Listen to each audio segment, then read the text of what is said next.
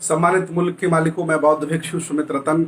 अभी हाल ही में साक्ष्यों को आधार न माना, एविडेंस को आधार न माना और सुप्रीम कोर्ट ने देश भारत के तमाम हिंदुओं के पक्ष में निर्णय दिया और राम मंदिर बनना शुरू हो गया।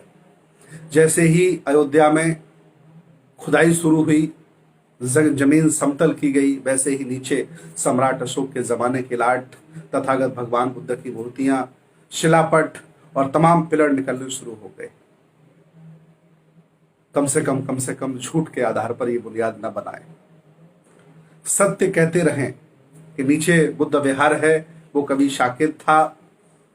आपने पूरी नदी को घाघरा कर दिया जो कभी सरयू कहलाई।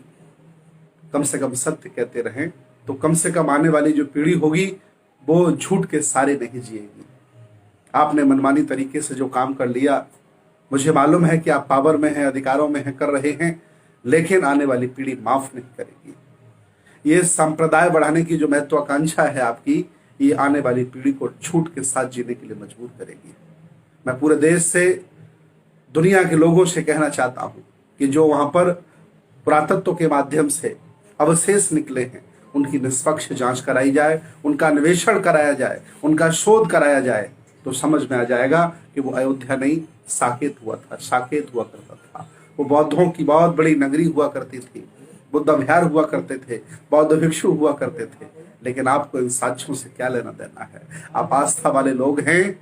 आपने जानबूझ करके लोगों की आस्था की भावनाओं को रखते हुए एक ऐतिहासिक मंदिर बनाने का निर्णय ले लिया। थोड़ा शर्म करिए।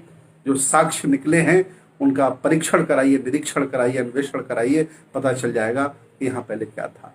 मैं बहुत बहुत मंगल कामनाएं आप सभी लोगों के लिए करता हूं कि आप लोग कम से कम इस सत्य बात को सुनने के लिए, जानने के लिए राजी हो गए। याद रखना, ये समय समय पर परीक्षण करते रहते हैं। अल्पजन समय समय पर ये परीक्षण करता रहता है कि बहुजनों में सहन करने की कितनी क्षमता है।